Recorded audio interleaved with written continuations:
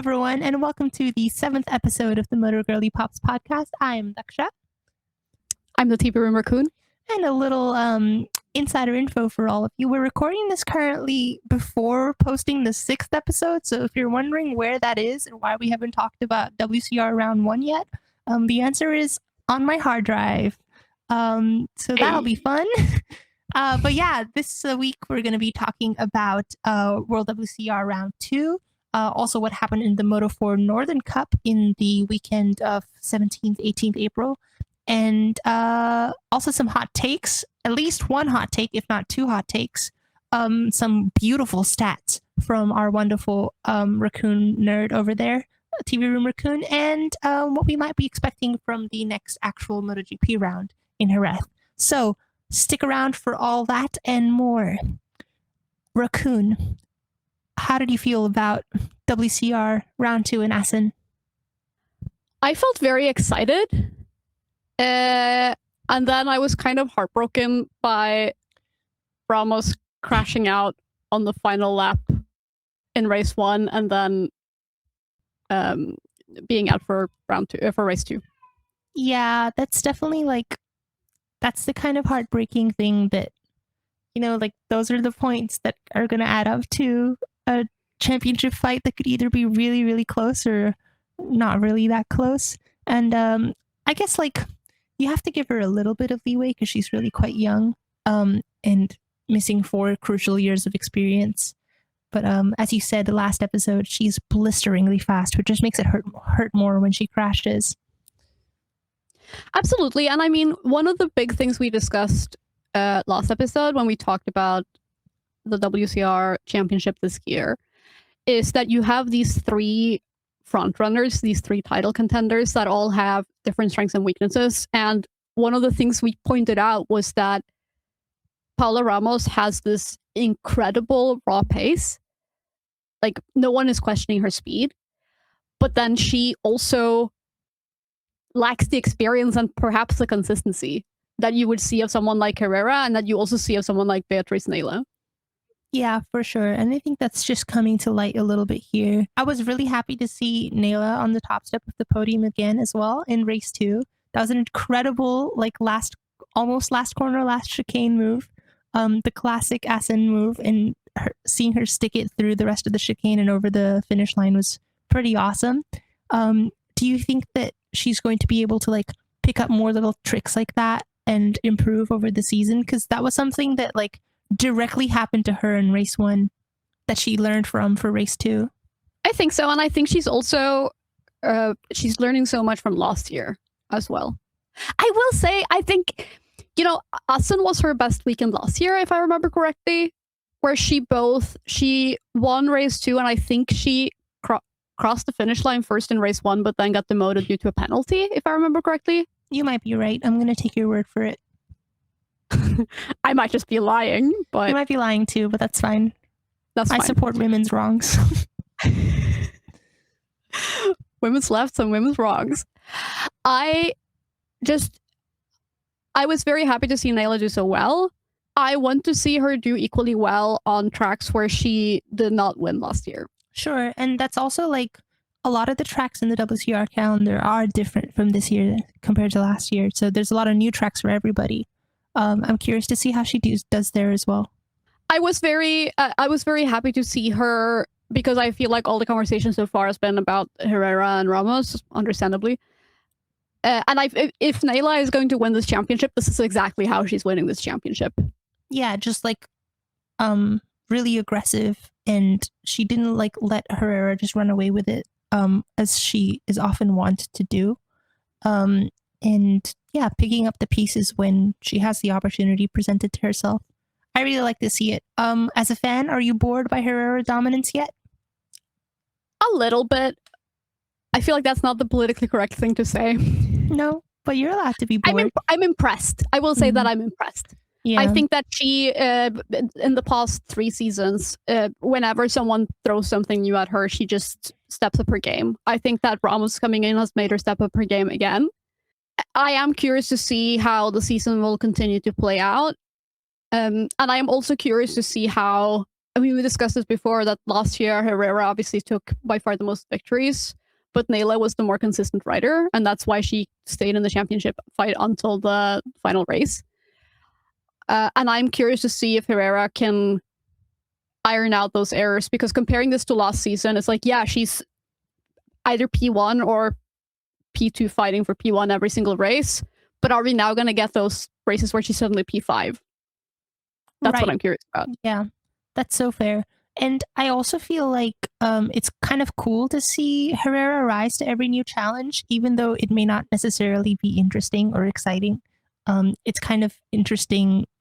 It's kind of impressive to watch her just take down every new like hurdle in her way.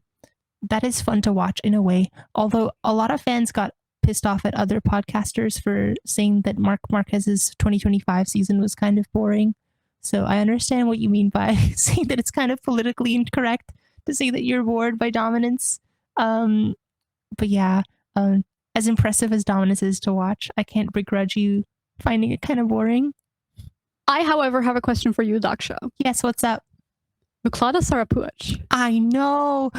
You got in on those stocks in January. So early. Nobody knew, because I think the only reason I even knew who she was compared to like the larger global audience is because the people who were ARRC fans 13 years ago when she last had her last race victory in any class kind of like aren't really still around watching World Superbike, or like they might not know that she's in WCR.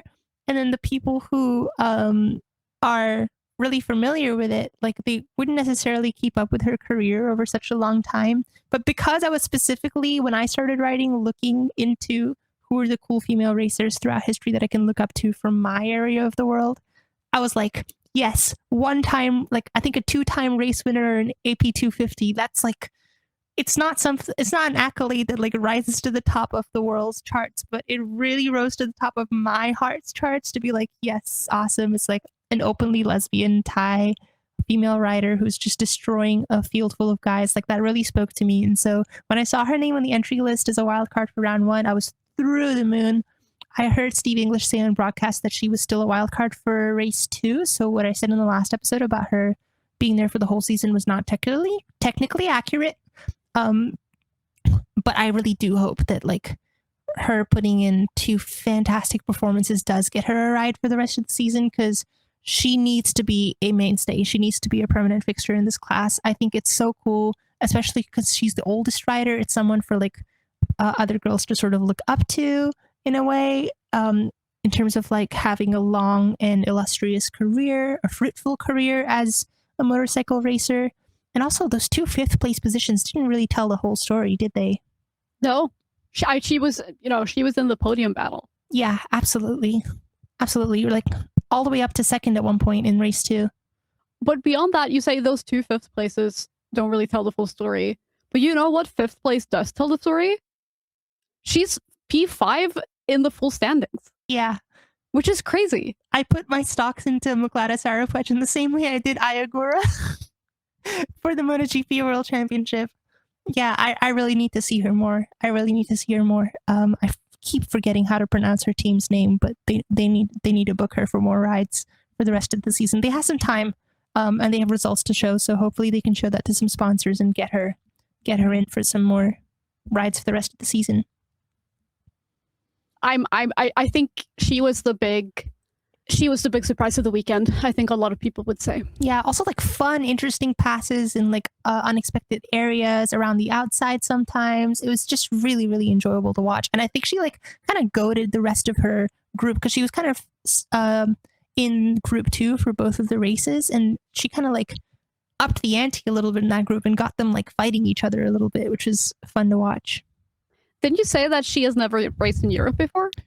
As far as I could tell, she's never raced in Europe before.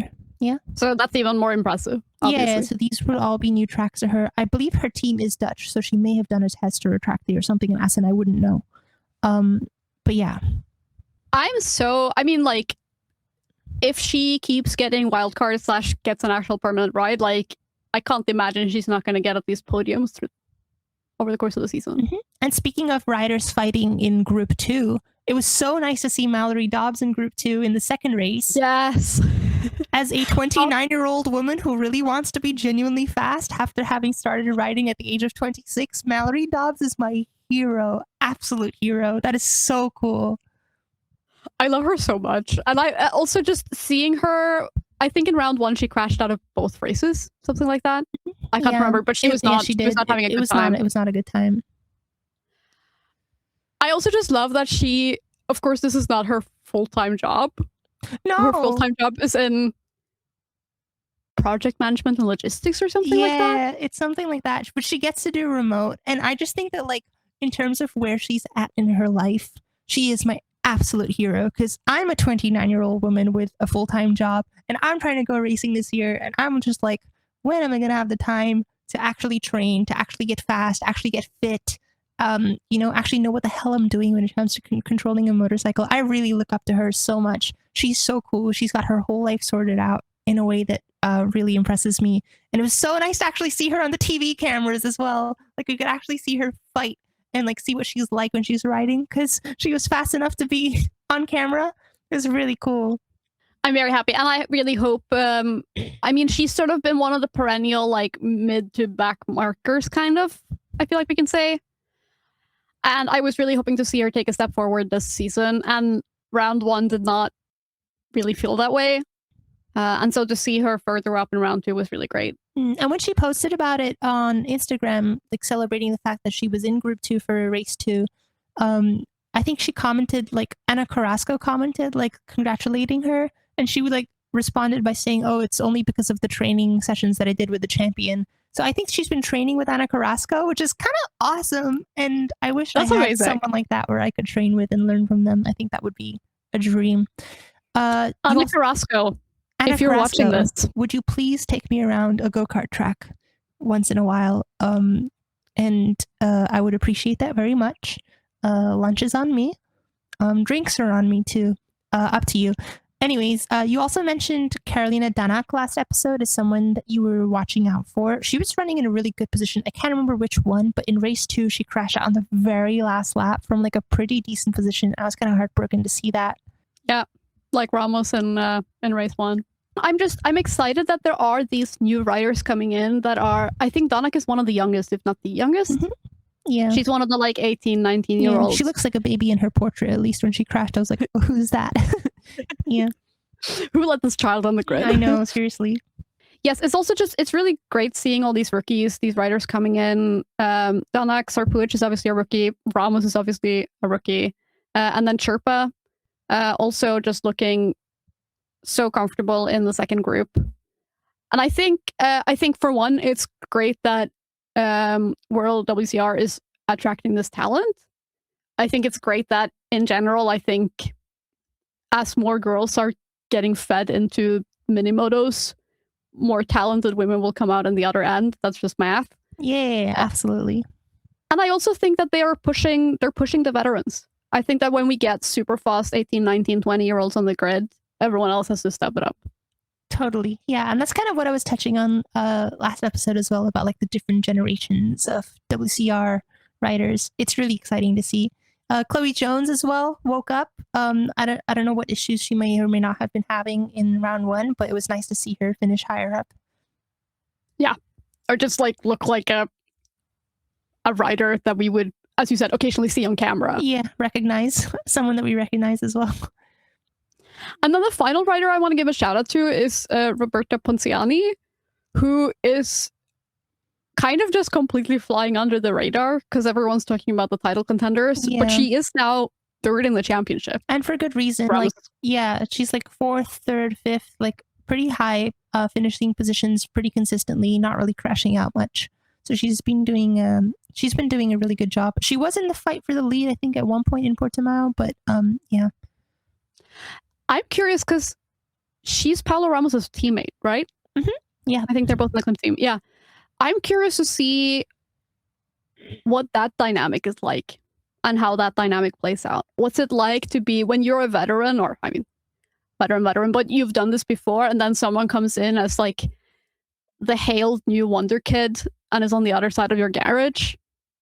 obviously that's a very common scenario in racing, and you can see both cases where that just kind of kills someone's mojo, and you can also see cases where that means that someone, like we said, steps up with their game further. Yeah, and for all the talk about like how supportive and friendly these riders are to each other, like training with each other and stuff, there's also like a lot of mention on the commentary, especially from Steve English, about like how cutthroat and brutal they are still. Like these girls just really, really want to win still, like no matter what. And I do wonder which of the two dynamics that those two have on the Klimt team.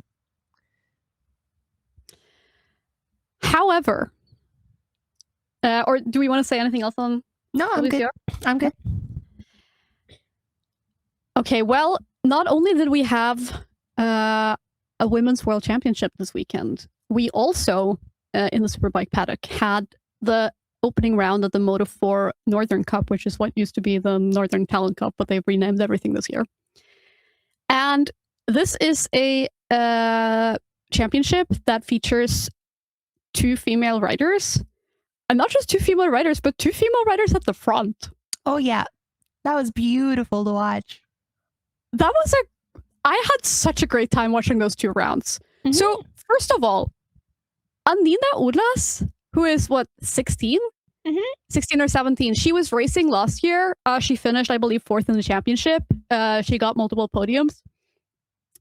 She got pole in this opening round, and she got pole by over a second. Yeah, it wasn't even close. Like, she dunked on the field. It's kind of awesome. Like, this was not, it was not close. So she was on pole for both races. And in the first race, she led basically the entire race and then got pipped on the final lap. I know, but that kind of happens with like these smaller classes with like the slipstream and stuff. But it was really heartbreaking, but yeah. And I mean, this was just Assen. Someone will get you through the final chicanes, and then you don't have the same thing that Neila did to Herrera in race 2. Yeah. Yeah. So Anina Urlass, she was leading the entire first race, and then she won the second race. And the second race, she kind of ran away, which was really cool to see, because there were like a lot of fast riders fighting for P2, P3. And she just pulled a gap and then just like controlled the race. Mm-hmm. And it was her first. It was her first win in the series. It was the first. She's the first female winner of the Northern Cup, and I haven't been able to go back and look at it yet. But I would not be surprised if she's the first girl to win a race in one of the Talent Cups in like several years. Right. This is something that you wanted me to go research with you as well, or like just at least find out. I can probably look it up for Asia. I think this might also be true for the Red Bull Rookies Cup. I know it doesn't really count as a Talent Cup, but like you might even be able to throw that in there and this will still be true. Like I know that Carrasco, Herrera, I know that some of these like veterans of the last generation, so to speak, have won races in like CEV, for instance. Mm-hmm. But yeah, since the Talent Cup system was created, I'm really not sure we've seen a female winner before. So that was super cool. It really was. And then Smilla Göttlich, who is the other female rider, she qualified P7 or P8, something like that. Really quite respectable. And then she was like also in the podium fight. Yeah. She had a great start as well. Yeah. This was also really funny. Urlass had like absolute stinker starts in both races and then had to fight her way back to the front, but she just had like enough of a pace advantage that she was able to. She had all of that time in her pocket for that. It was so nice to see, like, we've all been talking about like female riders as if they're like the one exception. To have 2 in a class and not only have those 2, but to see them fight together at the front on camera the whole time, it's like that really like that was special to me in a way that a lot of other female achievements in male dominated classes haven't been in the past. There was a moment that I can't remember which race, but there was a moment where Urlass was leading and Göttlich was P2. Like we had like 2 girls, P1 and P2. And I was like, are we going to see them fight for the win? Like, this is crazy. Yeah, it's giving real Marquez brothers feels. Hell yeah. Except instead of a familial connection, it's a divine one. And so the upsetting side of that is that Göttlich crashed out of both races, and she high-sided out of both races. I don't know how she got up for race 2, honestly. It was really ugly. She high-sided. Was it even in the same corner? I can't remember, but I can't remember either. In both races, and quite late into both races, I want to say, she just high-sided like in the middle of a group and immediately got crashed into by other riders. Honestly, I was kind of surprised, or not surprised, but I was not sure that she would be lining up for race 2. Yeah. After seeing the crash in race 1. For sure. I had similar feelings about the huge crash in WCR race 1. And I think that's the other thing of just like, I'm so glad that all of these riders are getting this experience, because big pileups in small classes is like kind of scary. I know kids bounce really well, but there's like a limit to how easily they bounce and recover from injury. And so just like more experience fighting wheel to wheel is always for the best. I mean, I definitely know that when I do my first big track races at the ripe old age of 29, I'll not be taking the same risks that these 16, 14, 18-year-olds are going to be taking. So, yeah. Well, you also have like a developed prefrontal cortex. Yes, exactly. Maybe that's why Mallory Dobbs took 2 years to get to the group 2, because her brain is too developed. I will say about Göttlich, she is a rookie this year. I think she did like a couple of rounds, maybe one round last year, but this is her first full-time season, so she's really on pace really quickly. Daxa. Yes. Do you think that we will get a podium with the two of them this season? Can I just say that you wrote in the episode notes, will we have a Moto4 Northern Cup podium that passes the Bechdel Test this year? You know that's physically impossible with only 2 female riders in the grid, right? But will we at least have a podium with 2 female riders? Yeah, I'm putting my money. How many rounds are there? 4 or 5? I think there might be 6 or 7. So wow, okay. 12 or 14 races total. Yeah, no, absolutely. The odds are good. I'm putting my money, especially as you said, like Göttlich is a rookie, so absolutely. Yeah. There's plenty of time for her to get even faster or more consistent rather, and make a couple less of those mistakes. I would put my money on it. I have something I wanted to ask you. Yes. In our last episode, we spent a little bit of time discussing the concept of having a women's championship in racing. Yeah. And whether that should be a goal, or whether the goal should be to get more women into gender mixed racing.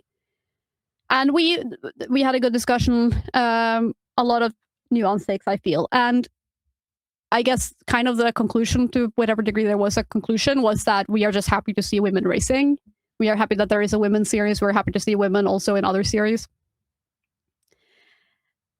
That being said, because one of the things we also discussed was, should women be aiming to move out of WCR? If Paola Ramos wins this season, should she stay, or should she be in like super sport racing or something next season? And I was thinking about that because during the one of the Moto4 races, I think possibly the second one. So Urlass she'd qualified on pole by, again, a very substantial margin. She'd been pipped up to the line in race 1, and then she was leading race 2. And the commentator said something like, yes, Anina Urlass, who is here this weekend, she might very well be trying to get into the World WCR championship. I'm really glad you brought this up. I was going to ask you about it if you hadn't asked me. And okay, this is kind of a call out of myself. Because first, I got really offended. Yeah? Tell me more. I was like, why are you saying that? Why are you not saying that you're excited to see her in Moto3? Like, yes. Why is this? Because you would never, if one of the boys on the grid had equivalent performances in the first round of the season, you would be talking about how you're excited to see him in Rookies Cup or some other championship, or, how far might he go in the Grand Prix paddock? Yeah. You would not be saying something. Absolutely. Yep. So first I got offended. Yep. And then I got kind of upset with myself. Why? Because I was like, I think World WCR is a great championship, and I don't think there's any shame in aspiring to that. No, there isn't. But I was still like, why are you setting that as the target for Anina Urlass when she's putting in this incredible performance this weekend? Raccoon, I think you should absolutely let yourself be offended. If she was finishing 6th every race and the commentator said, wow, I hope she's targeting a seat in WCR, I'd be like, yeah, that's someone who's finishing in the top 10 every race. That's a great place for them to go. But like, she's on a prototype right now. Urlass and Göttlich both. The talent cups are on prototype race bikes. Forget women or men or mixed or whatever. Why on earth would I want to see a rider who's really fast on a racing prototype machine go to a production class? Why? It doesn't even matter what gender they are. Why would I want to see a fast prototype racer in a production class? And this is not the only time this weekend that a comment like that was made on broadcast, because James Toseland on the Moto America broadcast also said when Kayla Yakov got the first ever pole by a woman in the Moto America or what used to be AMA history in the super sport class on her Ducati V2, Rahal Ducati Panigale V2, James Toseland said on broadcast, oh, I hope she's targeting a seat on WCR, or I bet she's targeting a seat on World WCR. Why? Why would she be targeting a seat in World WCR? Why not World Supersport? But do you not feel like there's a contradiction between us saying that, and then do you not feel like we are falling into the trap that one of our commenters brought up recently of basically considering WCR kind of a lesser championship? No, I don't feel like I'm doing that, and I'll tell you why.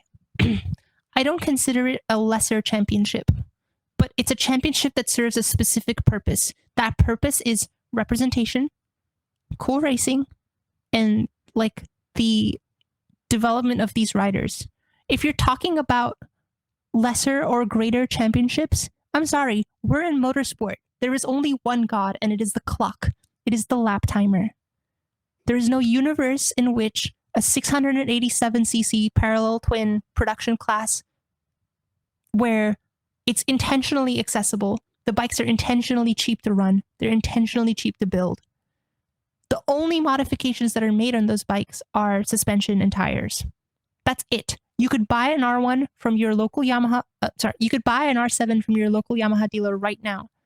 Change the fork internals, which, by the way, they didn't even do for the first 2 years of WCR. They only started doing that this year. Change the fork internals for like less than $1,000. Put some new rubber on, and you could join that grid tomorrow. And if it wasn't that cheap, all of these girls would not have the chance to race at all on a world stage, no less. That's the function of that class. That does not make it any lesser of a class. I'm happy to see it. I'll watch it every single time there's a race on. I'll have a blast doing it. But that's the function of the class, is to give opportunities to people who otherwise might not have those opportunities. When those same people then go and get those opportunities on their own without needing all the other assistance, it no longer serves that function for them. Kayla Yakov doesn't need financial assistance. She has a helmet covered in sponsors. Anina Urlass does not need a cheap production bike. She's already destroying an entire continental field of Northern Europe on her prototype bike. She does not need the help that World WCR functions to provide. I'm happy that it exists. I'm happy it provides that help for those riders that do need it. I don't think that we're contradicting ourselves at all when we say that I hope I see Kayla Yakov in World WCR when she's 46 years old. She's already had an illustrious career, and she wants to keep racing, and she wants to keep the young ones on their toes. She wants to pull a Muklada Sarapuech and start fighting with the kids and keeping them angry and hungry and keeping them fast. That's when I do hope we see Kayla Yakov in World WCR. In the same way that I'm happy to see Miguel Oliveira in World Superbike. You know? I'm happy he's there. I'm not like upset at him. I don't think of World Superbike as lesser than MotoGP. I hope I see Anina Urlass in World WCR in 2042 after she's a MotoGP world champion. Amazing. I love this take from you. And I agree completely. You have a hotter take from someone else. Would you like to share that with me? I would like to share that with you. I want to start by saying that this take is from Reddit, and it was sent to me by a friend. Okay, sure. You know who you are. Don't put them on the spot, I guess. I'm not gonna. They sent it to me and just said something for the podcast ? So there was a Reddit post with a caption: "You are tasked to keep one of these guys for next year. Who will you choose?" And the three alternatives were Franco Morbidelli, Alex Rins, and Jack Miller. Okay. And the hot take goes as follows. I'm not a fan of Morbidelli, but it has to be him. Everyone knows he's still got podium / top 5 speed, but aren't accepting that. And for viewers who may be new to our podcast, the hot takes section functions in the way that one of us reads a hot take and the other one has to defend it. So now I have to act as if I completely agree with this, whether I do or not. And to that end, TVRoomRaccoon, absolutely, we must acknowledge Franco Morbidelli's incredible achievements. In a season... Hit me. Fuck me. In seasons marred by inconsistency from riders on equally great motorcycles, machines descended from the heavens by Gigi Dall'Igna himself, such as Pecco Bagnaia, Fabio Di Giannantonio, Alex Marquez, and Marc Marquez, Franco Morbidelli has still put up consistent top 5 performances. Can we say the same? Has he? No. Occasional top 5 performances. Occasional, once in a while. On days when all 5 of the other Ducatis somehow shit the bed. Occasionally, you might see one Franco Morbidelli flying the flag. I mean, I think that Morbidelli, he does have the pedigree of. I mean, he was runner-up. Yeah, he's the pedigree and the rate and the pace as well. It's also just he's got the years ahead of him still. Alex Rins is completely washed. As much as I love and respect that man, that screw that's moving in his tibia that's not even attached to his bone anymore is let's be real. Your career's over and you need to go take a long lie down and be with your family so that you can treasure whatever life you have left on this earth. And Jack Miller is good for selling sponsorships. But obviously this hypothetical is about raw performance. And only one man out of these 3 is going to give you that raw performance. This was hard. Because I also, I don't think about Morbidelli enough to keep his accolades in my head. So I can't even cite something. After these multiple minutes of basically Morbidelli slander, I have to say, I don't think about Morbidelli enough to have a take. It's kind of the most damning thing you've said about him. Yeah, I mean, with a lot of other riders, I can immediately recall their most impressive achievements. But I don't think I can do that past his World Supersport 600 championship. He was quick until he had that multiple horrible crashes. But yeah, I mean, he's just too. I think he certainly has more raw pace than someone like Rins. Mm-hmm. Maybe even more raw pace than Miller. But he's just so inconsistent.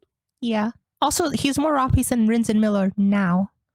I think Morbidelli at his peak probably did not have more raw pace than Rins or Miller at their peaks. I'm not sure about Miller. Rins, absolutely. Yeah. Rins should have been world champion if things had played out differently. Miller was at the front with that Ducati before it was the world-beating Ducati. He was putting up Dovi light performances. Dovi light, yeah. I don't know. I guess that's your point. Maybe we can see them as kind of equivalent in that they are both on their day extremely rapid. Mm-hmm. And then they both have kind of glaring weaknesses. I mean, in Miller's case, his tire management has always been. In terms of raw performance, we can see them as somewhat equivalent. And then you get into the fact that Franco Morbidelli has a penchant for running into other riders and doing crazy, dangerous things on track a la Moto3 riders.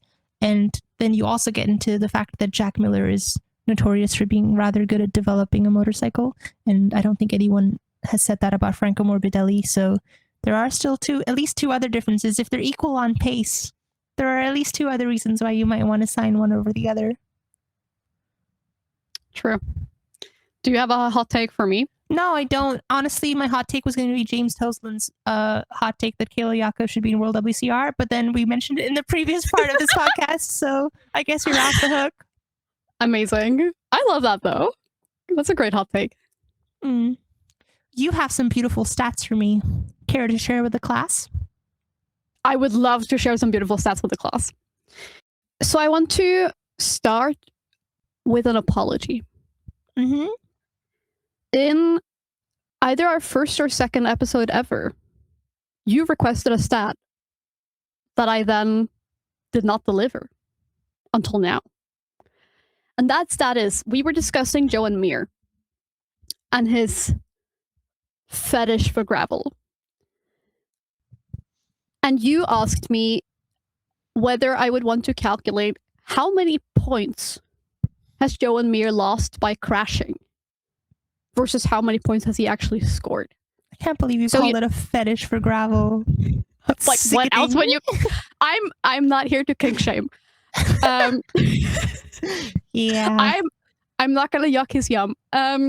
So the way I've done this is I basically went back through Joan Mir's entire MotoGP career and looked at how many points he has lost each season versus how many points he has scored. And obviously this is not a clear-cut hard science, so to speak. So some caveats first.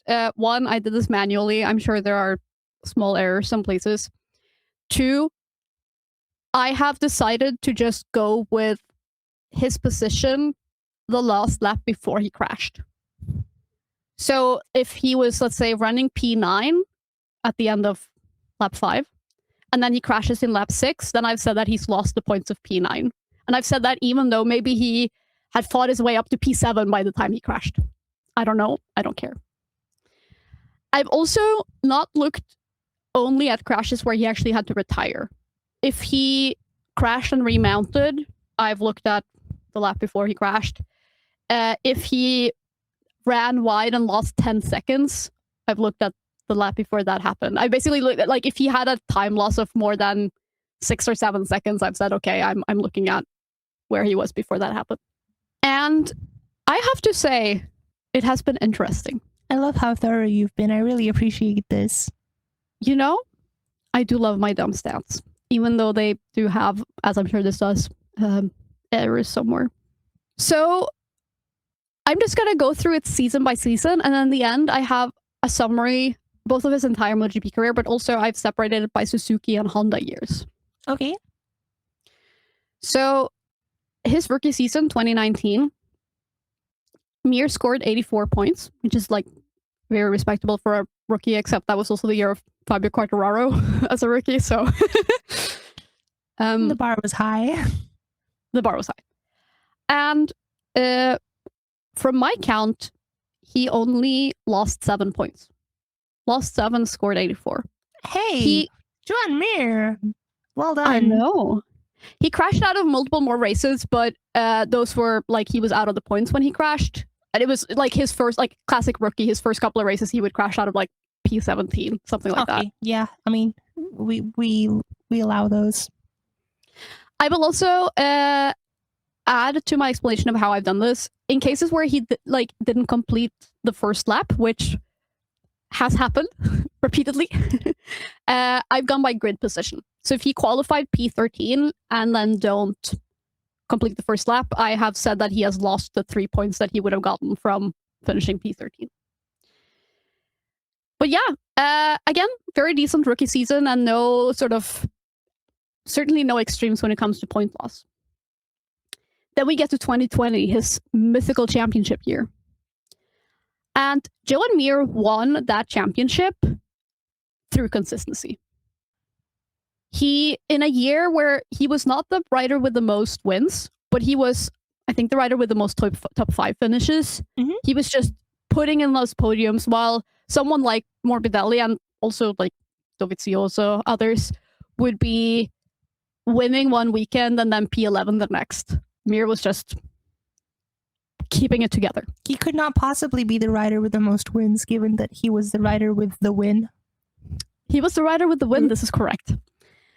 He scored 171 points in that very shortened season, and he only lost 6. Whew. So a pattern has not yet emerged, it's safe to say. A pattern has not yet emerged, it's safe to say. Then we get to 2021, which I've heard people like Valentin Khorinchi at the race, for instance, describe as Mir's most impressive season, more impressive than his championship winning season. And I think there's an argument to be made for that, because it was a season where it was far less chaotic than 2020. You had like Ducati had gotten their shit together, Quartararo had, locked in. His beast mode here. And Mir still finished. He finished P3 in the championship. Mm-hmm. And in 2021, he also scored 208 points and lost 7. Wow.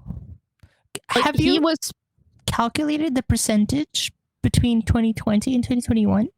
6 points over 170 something versus 7 over 200 something?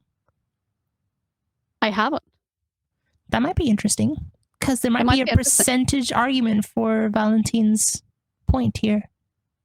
True. And I mean, like in 2021, he, again, with the caveat that I'm sure there are small errors here, he crashed out of 2 races. And one of them he crashed out of P9, so that's 7 points, and one of them he crashed out of P18. Don't know what he was doing in P18, but yeah. And every other race he finished, and like a lot of top 5 finishes. Sure. Then we get to 2022, Suzuki's swan song season. This is where things start to get a bit iffy. Joan Mir scored 87 points, and he lost 54. He crashed out of 7 races. It's interesting to me that the beginning of this horrible pattern predates his move to Honda. Yes. And he was crashing out of a lot of good positions. He crashed out, as like P3, P4, P7. I think that consensus is that in 2022, Alex Rins was the more impressive Suzuki rider by far. And the numbers do support that. And then we get to 2023, his first Honda season. Joan Mir scored 26 points and lost 19. That's brutal. Actually, no. It should have been a lot more brutal. What do you mean? Because he actually had a lot more DNFs. It was just that he was crashing out of P21. Oh my god. Like, he had so many DNFs. I was going through it, and it's just like a 0, a 0, a 0, a 0. Again, he had so many DNFs, but he was crashing out of P20, P19, P17, P17, P16. The man was not having a good time. What was the DNF to completed ratio? Are you talking about a number of races or points? Yeah, just sheer number of races, no points. Because you're saying that he's crashing out of such a far back position that it's harder to calculate the points? So in 2023 was the first year with sprints, which means that the number of races doubled and the number of DNF opportunities did as well. And Joan Mir finished 14 races and crashed out of 16, which is not good. It is not good. That's definitely, like, if he was in the points for all of those, he would have had a more than 50% points lost versus gains ratio. True. And then we get to 2024, where he functionally kind of became the lead Honda, I guess, alongside Zarco. Mir scored 21 points and lost 10. And once again, he could have lost a lot more if he was not crashing out of, like, garbage positions. Sure. Yep. Which brings us on to last year. This is where it gets interesting, because, of course, last year, Mir, like, the Honda was better. It was materially better. Mir had 2 podiums, one of them, like, genuinely, completely on merit. Actually, both, there was no rain or anything, no. No, okay. They're both on merit. Yeah. Mir had 2 podiums on merit. On merit. On merit. Hey, let's go. Okay, sorry. He scored 96 points. He lost 86. Oh, man. Come on now. That's not done, is it? It's not optimal. I will say that it's not optimal. He also has this weird tendency where and this is not something new of now. He's been doing this in sprints were introduced in 2023. He finishes a lot more sprints than he finishes Grand Prix. I don't know what it is about like the longer race distance, but he just there's a notable difference. 2026, we've had 3 rounds so far. Joan Mir has scored 3 points. Okay. He has lost 36. Hey, Joan Mir 36. Hey, he has lost. It's genuinely crazy. He has crashed out of P5, P4, P6, P7, and P11. What is his problem? What is his problem? And this is also if he had stayed on the bike for those 36 points. And ignoring, that would push others further down or whatever. He would be, I think, P7 in the championship. He would be ahead of Agura, ahead of Alex Marquez, ahead of Bagnaia. He would be 1 point behind Raul Fernandez. But instead, he's 3 points. 3! Yeah, that's what are you doing? if that's the case after like 1 or 2 rounds, and the rider in question does not have the reputation of Joan Mir, you might be like, okay, rough start, but we'll give him a shot. Like, I'm pretty sure that's happened to like Raul Fernandez a couple years in a row because of how much he beefs his Sepang tests, right? Where like he starts the year super horribly and you're like, okay, fine. But with Mir's reputation and the fact that it's been 3 rounds, I feel like that really does not bode well for him. And his Suzuki years, so 2019, 20, 21, 22, he scored 550 points and a championship. And he only lost 74. Sure, of which like 60 of them were in 1 year. Yeah. In his Honda years, so 23, 24, 25, and now 26, he has scored 146 points. And he has lost 151. He's falling off more points than he is scoring. This is exactly what I wanted to know and why I asked you to get this stat for me. He's falling. And I want to give him like a name, like Joan Mir or anti Joan Mir, like what would it be? John Less. Exactly. Like he could be in a championship fight against a shadow version of himself who just crashes when he finishes and finishes when he crashes, and he would lose. That's so funny. Oh no. That's horrible. Oh my god, I think I drooled all over myself. Not him losing against his Shadow Jitsu clone. That's crazy. It is crazy. So I understand. It's so frustrating because he has the speed. He's a fast rider. And he clearly, on the Suzuki, was capable of being both fast and consistent because that is why he finished top 3 in the championship 2 years in a row. Yes. Again, I don't know if he has developed like a taste for gravel. Well, I want to ask you then, how much do you value in Honda's like years of being bottom of the barrel? How much do you value him trying so hard lap after lap that he crashes so often? Like, is that a valuable trait to you? If you're Honda, you're trying to develop a bike because you've been the kings of the world for 25 years and you're suddenly nowhere. Is that a valuable trait to you in a rider? That he's trying, because people say that about Quartararo all the time, like it doesn't matter how slow the Yamaha is, it's admirable that he tries super hard every lap. Do you the see? difference is Quartararo doesn't crash. Yeah, neither does Toprak actually. I think that's an interesting question because I think that it's kind of time dependent. So I think there are years when your bike is shit, which it has to be said, the Honda has been shit. When your bike is shit, there are years in which what you want is a Luca Marini. So you want someone who is like fast, but who will give you the laps. Because what you need is like you're trying to develop a bike, and someone crashing out on lap 4 every single race is just means a lot of lost laps, basically. And then there are years where perhaps someone pushing like crazy and then crashing a lot might have value. If you're trying to see like what are the actual limits of the bike, and also of course if you're trying to see like is this a bike that is possible to push on without crashing? Yeah. But the problem now is that the Honda is not a bad bike. The Honda is not a bad bike. Again, Joan Mir should be P7 in the championship right now if he had kept it on 2 wheels. The Honda is not a bad bike, and that is the point at which you start to go, okay, at some point we need the points. Not to mention, like, at some point we need the podiums. Like, the man is crashing out of top 5 positions very consistently. Yeah. And it's, you know, it's hard to tell what's what, the sort of chicken and egg situation of, is this just the nature of the Honda? Which, of course, like, back to the Marquez days, the Honda has always been a twitchy bike. Sure, but like even Marquez, for example, would test the limits of the Honda by crashing on Friday. Yes. Not necessarily on Saturday or Sunday, losing a whole chunk of points. And I will say, of course, one thing I think that is in Mir's favor is that he doesn't get injured that much. Mm-hmm.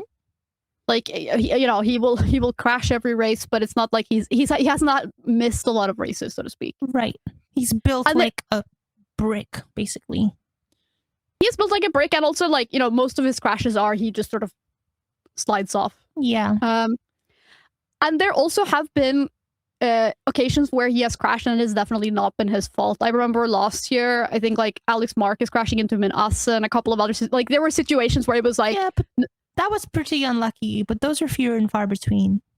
Yes, and I'm going to quote something Matt Oxley and Peter Baum pointed out, which is that if you are a rider who keeps being crashed out by other riders, even if it's not your fault per se, that might mean that you are riding in a way that is so unpredictable that the riders around you and right behind you can't avoid you. It's so hard to predict where you're going that you get crashed out unintentionally. Sure. Yeah, I can see that. And also, like, that doesn't explain, if that is the case, though, like, that doesn't explain why he was not getting crashed out during his Suzuki days. Yeah, it's so weird. Like, especially the fact that the pattern starts in 2022 is just so bizarre to me. Like, I really thought before you came to me with all these statistics that it might have been a Honda thing and that it just, like, ruined his brain in a way. But the fact that it started in 22, I think, is like, it must be something else. And I have no clue what it might be. Like, what's going on in his brain? Like, did he get a concussion in late 2021 and then he just became a different person after that? Like a more aggressive, like riskier risk taker? Like, we hear about how head injuries can change you, and we know that these riders get head injuries kind of on the regular. So who knows? What kind of bonus clause did they add / remove from his contract going into 2022? Yeah, like, what's the incentive structure? Like, what's going on? I just don't get it. You also mentioned that, like, you compared this to some other riders. So I didn't.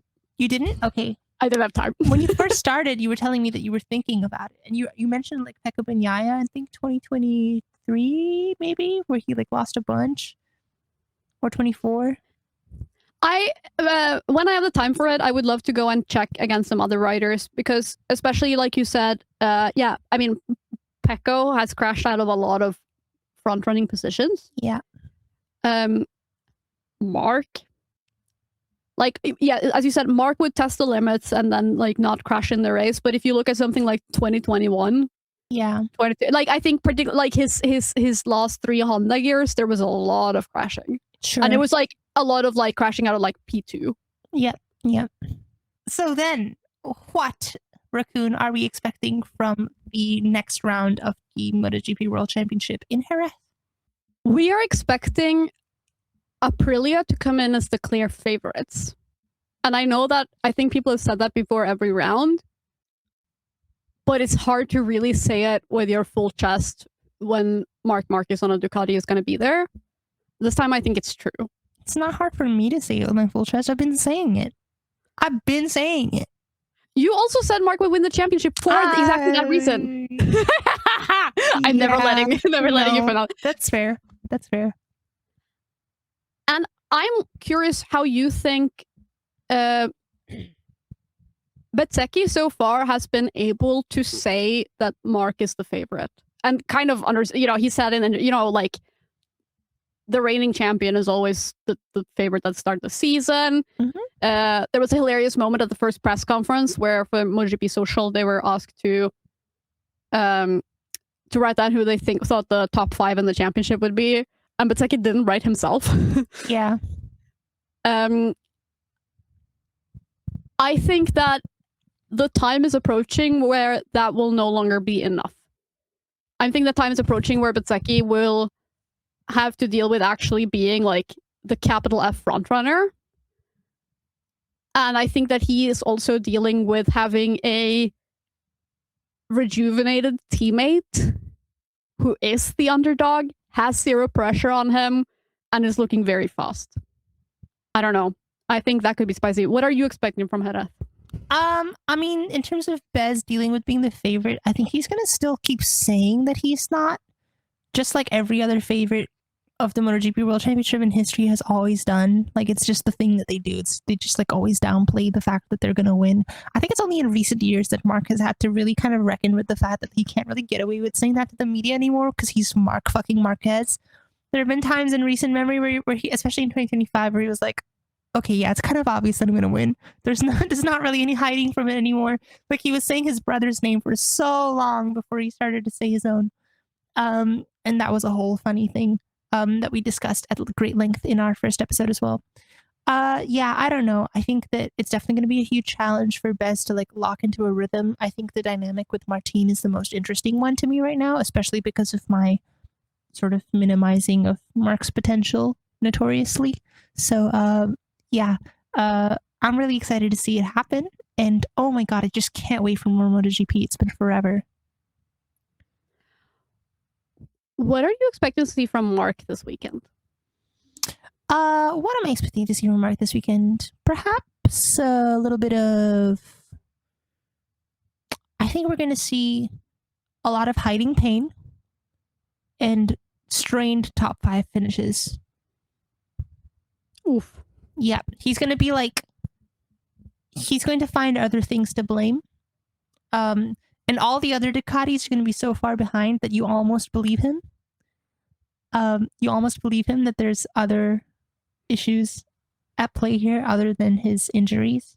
But it's going to be his injuries, and he's going to have to like drag his ailing body across the finish line in top 3. He's going to do it. Top 3 or top 5. Sprint and race. And quali. But especially because it's Jerez. Like, it's Marc Marquez at Jerez. Let's be real. But yeah, I don't think that we're going to see guaranteed Mark wins this weekend. Who do you have as your dark horse this weekend? And by that, I don't necessarily mean dark horse for the win. I just mean like, who do you think we're going to be surprised to see performing so well? Surprised to see performing so well. Morera, maybe? That's a decent shout. Yeah, Morera. Because I have a spicy take. What is this? Do you remember when Quartararo got pole in her last I'm going year? to... Thank you for joining us for the 7th episode of the MotoGirlyPops podcast. Hear me out. I'm not saying that I think Quartararo will get pole. I am saying that Jerez is one of his absolutely best tracks. It was where he got his first pole, I'm pretty sure. He should have won in 2019. Oh, sorry, he should have had a podium in 2019, and then his bike gave out. Something like that. He got his first win there in 2020, back to back. Won both the Jerez rounds. Fabio Quartararo is just really good at Jerez. Do I think that he's going to get pole on the Yamaha V4? Absolutely not. But yeah, no, I don't think that's going to happen. But I think that this is the first track we're going to where I think Quartararo can do some real Quartararo magic. So I'm not going to be surprised, for instance, to see him, I don't know, maybe go directly into Q2. Okay. Or you know, like just That's suddenly a very be safe and measured walk back from your initial statement. Oh yeah, I'm not. Though I will say, if he gets pole, I am taking credit for that. Yeah, sure, you can have it. It's not going to happen, so you can have it. But I'm also very excited because, of course, the V4 is developing. We have the Jerez test on Monday, which is always exciting. And I think, like I said, this next stretch of races coming up, now that we're coming to Europe, is a stretch of races where Quartararo is really good. This is, again, where he, like, last year, like, no one was expecting him to get, what did he have, like, 5 poles across the season? Yes, that was pretty which is crazy. I do think if he does do Quartararo things, I'll be more interested in seeing how close Toprak can stay to him than I will be actually interested in his performances. That's a great show. I'm just a little bit bored of being like, oh, what's Fabio going to do from the back on that shit box? Like, that's not nearly as interesting to me as like assessing the merits of a rookie in the premier prototype class. True, but I will also say if because like multiple riders have scored points on the V4 now. I think if the V4 is going to get its first top 10 finish, Jerez is a track where it's not that easy to overtake. Yep. I think something like Quartararo pulling some absolute bullshit during quali and just putting that bike where it has no business being, and then falling back during the race less than he would on other tracks where it's easier to pass. I could see that happening. Sure, I can see him being a train conductor once more. Hell yeah. What's do you have a spicy take? No, I don't have a spicy take. It's been so long, I can hardly even remember what MotoGP looks like. Let's just go racing. Let's go racing. All right. Thanks, everyone, for joining us for the 7th episode of the MotoGirlyPops podcast. Do you have anything you want to say to sign off? Please join our fantasy league. Oh, yeah. You heard me do all that research about Joan Mir. Guess who kept Joan Mir in her team for the first 3 rounds of the season because she's a fucking idiot? This buffoon. This girl. Yep. That's her. They call her Raccoon the buffoon for a reason. TV room buffoon. Yeah, exactly. All right. Thanks, everyone. So please join our fantasy league so you can trash us both. Please like, subscribe, comment. Please follow us on whatever podcasting platforms you enjoy. It is a humiliation of my life that I am not currently leading our own fantasy league. But hey, life happens. And I have a no mark rule, so can I really be blamed? I don't know. All right. See you guys next time.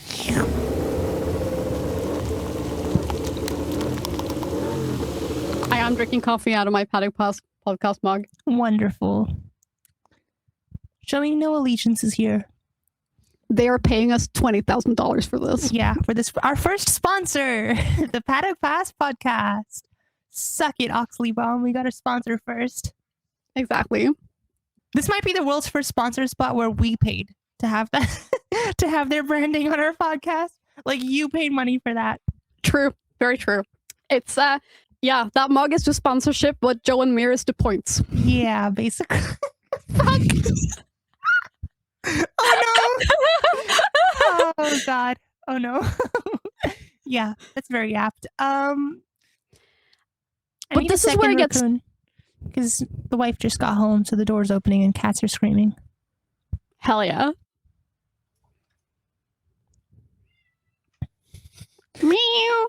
Yeah. Meow. We took a break, Jade, just for you to come and do your thing. Meow. I think it'll be like 15, 20 more minutes, probably. Meow. Is he genuinely that audible on the mic? Meow. Yeah, I can hear it. Raccoon's imitating his screams right now. She's going, I love how you just... Perfect. Meow. Yeah. Hey, buddy, come here. So My favorite tweet of all time is there's one that was like, today I spent 15 minutes like meowing at my cat who was in a different room until I discovered that it was my dad who thought I was the cat. That's so good. I really like that. Okay, so you were saying what gets more interesting?